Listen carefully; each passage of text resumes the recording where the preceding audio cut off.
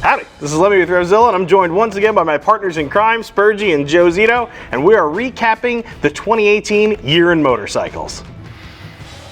So first things first, we listened to your feedback on the EICMA video, and what we're going to do in this particular piece is just spend a little bit more time chewing the fat with each other and draw out some of our conversational talking points on those topics. This year is full of everything from new bike releases to big news to a lot of new riding experiences for us here at RevZilla. We're mostly made of riders anyway. Yeah, completely agree. So let's kick it off. Spurgie, what'd you have for your first big event? Yeah, so I actually did a lot of research on this, and I think for me, this is a real positive takeaway because a lot of people are talking about declining motorcycle sales.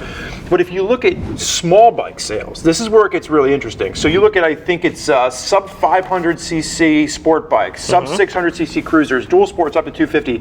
You're looking at 27 to like 35% increases in sales. So while we are losing, some of the top tier big touring bike sales and some of the bigger bike sales, really what we're seeing is a new interest in small bikes being sold in the US. And I think that could speak volumes to getting new riders involved, and then hopefully down the road, maybe seeing that shift move back up to larger displacement bikes as people move on to bigger bikes. I mean, I think that's super positive for motorcycling. I agree. Yeah. I'll be the voice of dissent here. So I think you just glossed over something. I mean, sales are down. They're down. Year over year, sales are down. I mean, that's not positive for anything. I'll go one step further and say that I don't even know that that's that big a problem. I think. How is that not a big problem? So, hear me out. I think, like you said, we are seeing an increase in smaller displacement bikes because newer riders are purchasing smaller motorcycles. So that is good in that the ranks are being refilled, sort of.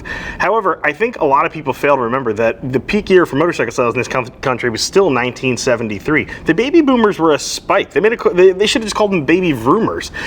They represented sort of. How long did you spend on that? They represented I just picture him looking in the mirror last night. He's like, baby vroomers. Let me write that down. Dear diary. These guys, they represented this almost irrational spike in motorcycle sales, and somehow as an industry we became attuned to that as the new normal, and I don't think that's necessarily true. I think now we're falling back to sort of more reasonable growth. And I'm fine with more reasonable growth, but what I see this as is a sign of maybe we're getting new people involved in motorcycles. Sure. Because I think the biggest problem that we see is like this stagnation of like interest.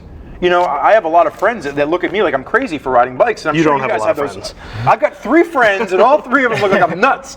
But I mean, I think that maybe with some of the video reviews that we've been doing and some of the things that we've seen on our small bikes, there seems to be this new revived interest, and I think that's cool. There's one more thing to kind of touch on with that. It's like when you talk about smaller bikes and newer riders, it isn't always just newer riders getting on smaller bikes. It's older riders that are kind of getting overwhelmed with the size of all these monster machines down. They're heavy, they're overpowered, they're expensive, and like my uncle's an older guy. He's ready to get on a smaller machine. He wants to get maybe like a T100 or something like that. Downside of that, though, is that may be falsely, making it seem as though there are more new riders coming. And that would negate my whole point altogether. So like that's where then everything I just said is completely null and void. We're not going to see this big spike. I normally feel that way about the things you say anyway. Joe, what do you got this year? What's your big topic for 18? All right, for me, it's the Mid-Atlantic Backcountry Discovery Route. If you go check out ridebdr.com, you'll see, I think they're up to like a dozen different routes. Yep. Most of them are on our western half of the country. This is the first one that's east of the Mississippi. So it's 1,100 miles from the Tennessee-Virginia border all the way up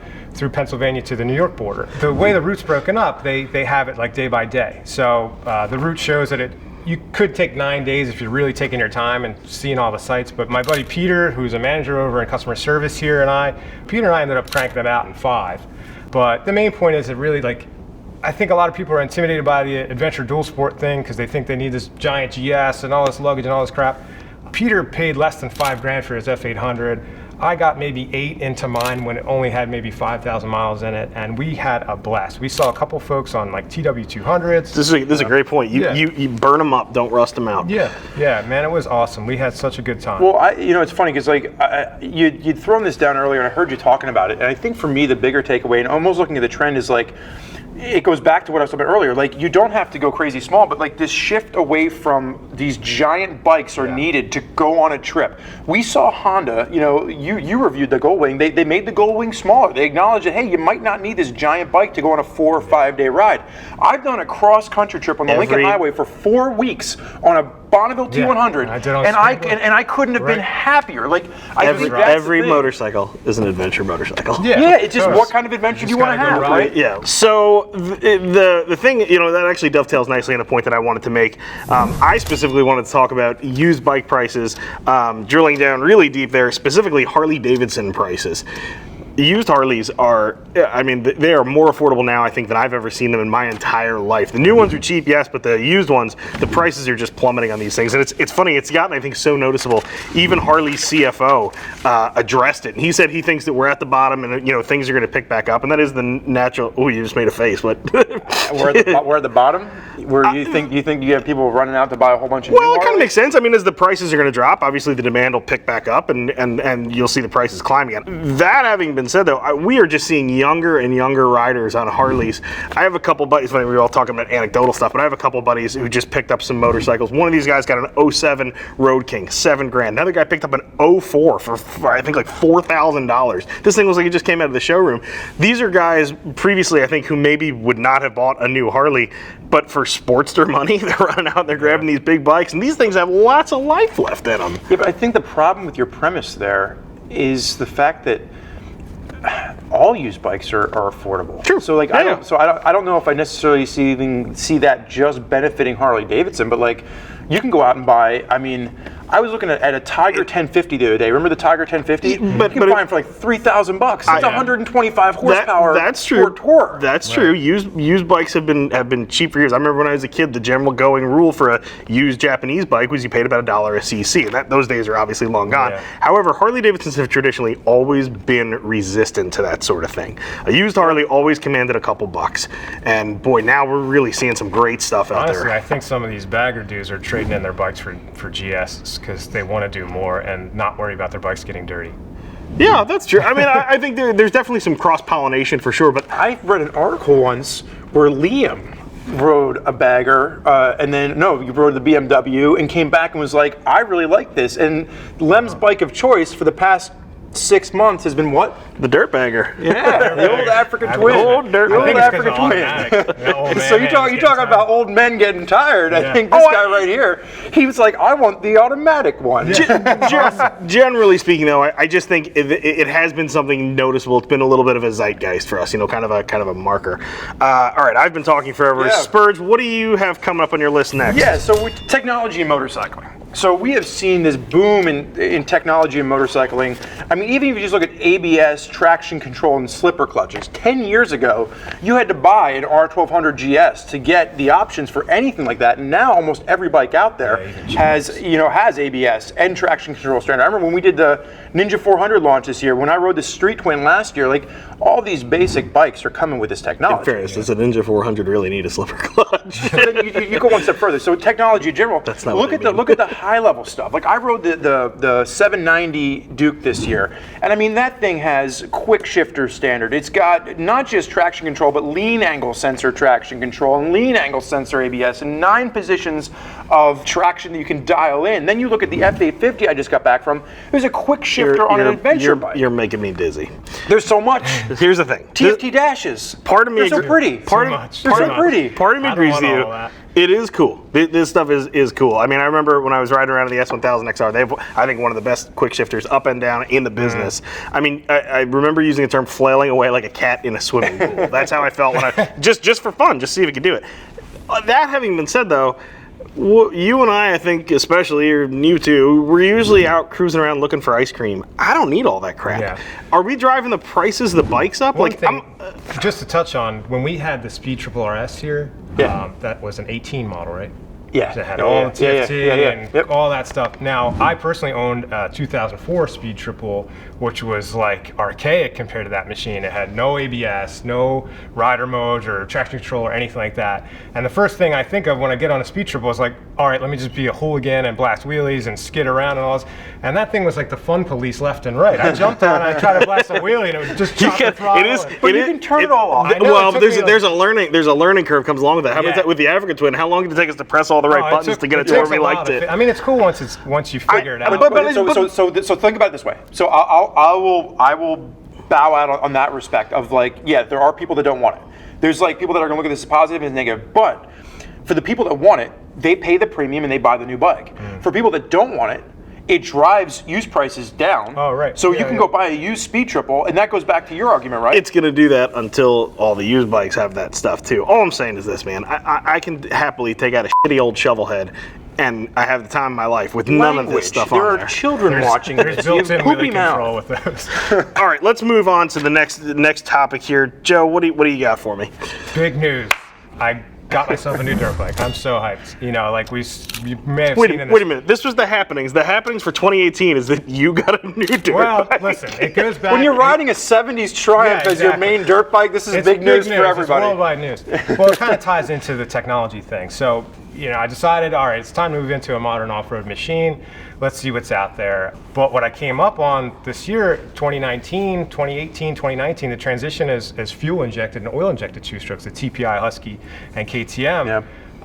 You know, it was super interesting because you don't need to pre-mix. You just pour the oil in the oil hole and the gas in the gas hole and just go. The old oil hole. Or the gas hole. In the gas hole. I think it's gonna be your new nickname, the gas hole. Josie to the gas hole. But before you keep going, I just want to interrupt for 1 second. I feel like this is a very 2018 Gas hole. This is like a super Gas hole is so 2018 good. problem. Right. 10 years ago, nobody would ever think about should I get a fuel injected two-stroke, and 10 years from now, no one will ever think about that. This is like very much a 2018 specific problem. Well, I mean, it's pretty important, you know, for someone considering to buy a new bike at this point, because when you look at the price difference between the carbureted model, which I ended up deciding to go with, and the fuel-injected model, it was $2,200 difference, and it's the same engine and basically the same chassis and everything. You're only getting the difference in the fuel injection versus the carburetor. So I've watched you. I mean, I've ridden with you off road, and I mean, you're a very, very solid off-road rider. I mean, and I say solid, I mean you're kicking ass in ways that most people can't. What was your decision to stick with the carbureted one? Like, what was your final nail in the coffin? Like, this is why I'm going to go carbureted and save the money. $2,200. Well, yeah, that was the nail in the coffin. but I've also seen him spend money on a lot less things to get what's right for motorcycling. I mean, he's obviously the top tier of the riders that are going to spend the money to get what he wants. So I mean, at what point did you say Top like, tier hey, gas hole. yeah, but I mean, these nicknames are going to be, I'm going to get a T-shirt for Christmas this year for you. But no, like, what was your final decision to go with the carbureted version? Just because I'm not afraid of carburetors. I've had, dozens and dozens of vintage bikes and cars and trucks and all kinds of shit. Carburetors work great. They've worked great for 100 years. They'll work great for another few years until the EPA phases them out completely. The main reason, like you had mentioned before, was the reason that these two-stroke enduro bikes are coming over to the States with fuel injection is because of the Euro emission standards. And the Euro enduro bikes, the KTMs and Huskies, are actually legal. They're road legal. So either way, a two-stroke, once it comes to the States, is illegal whether it's got fuel injection or a carburetor. So for me, that $2,200 is going into bark buster, skid plate, new knee braces, some entry fees to some riding events and things like that. Donuts, burritos, toilet paper. I mean, all the essentials. Important stuff like all that. the essentials. So the last thing I wanted to hit on was kind of a bummer because I feel bad about it, but it also seems to be a cold reality, and that's that I think electric motorcycles right now, I don't know if these are the future. I think there was a while where everybody was pushing so hard on this, and we've ridden. I've ridden a bunch of electrics, but we specifically have both ridden the Alta. I think we were both blown away by that bike. There's a couple zeros. Oh, okay, yeah, the zeros were very good. The Alta just knocked my socks off. But these things are. I mean, these guys they're dropping like flies here. The only people we got left here really seem to be Zero and Harley, and honestly, Harley's not even in the game yet. Yeah, I think that when the Harley does hit the sales room, the sales floor, that they're going to treat it like a redheaded stepchild, just like they did with Buell. It's so far off of what the normal guy who would walk through that door would want. Salesman doing that's going to be a hungry salesman now. So you forgot about KTM because KTM has the free ride. Oh, yep, you're right. I did. So I was going to say, well, I agree with your. It's a very specific bike, though. In fairness. Well, it's a dirt bike, and you guys mentioned the Altas. But that's it's like heavily a trials bike. So it's what I would say is that the problem that I see with it, I did a 24-hour endurance race this year, right? And I ended up doing it on a 250 two-stroke. What we had tried, I know, mine was even older than yours, carbureted though. So what I noticed was we had talked to Solid Performance, where I know that you ended up grabbing your KTM from it, and what we wanted to do is we wanted to bring out an electric bike and see if we could do the 24-hour endurance on an electric bike. We would need a whole team there to swap batteries and everything else, and it became.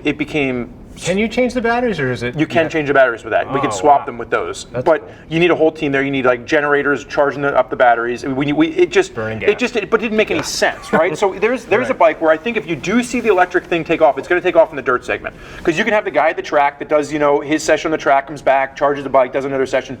That's where it might work. Could see him on the track too. Anywhere you're going to have another bike or trailing out's not a problem. But even that was an issue for us, where we had somebody there. We had the team willing to come out and do it, and it just became so cumbersome versus like, here's my gas tank, pour it, and do the next lap. Right in the gas hole. The big thing. So looking forward, what do you got for 2019 predictions? Spurs, what do you see? Okay, so I want to kind of take a step back, and almost revisit a little bit of my EICMA discussion with KTM, right? We talked about the 790 coming out next year, but I was just recently at an F850 launch for BMW, and they presented this slide, and I took a picture of it, and the slide was showing, they were talking about how they've increased their market share like 0.4% in the US, and all of a sudden there's this giant bar at the top. It's like 73 or 78%, and I'm like, I just raised my hand. I was like, what's the giant bar up there? And they're like, it's KTM sales. I was like, what? No, the giant bar at the top. And they're like, that's KTM sales. I was like, interesting.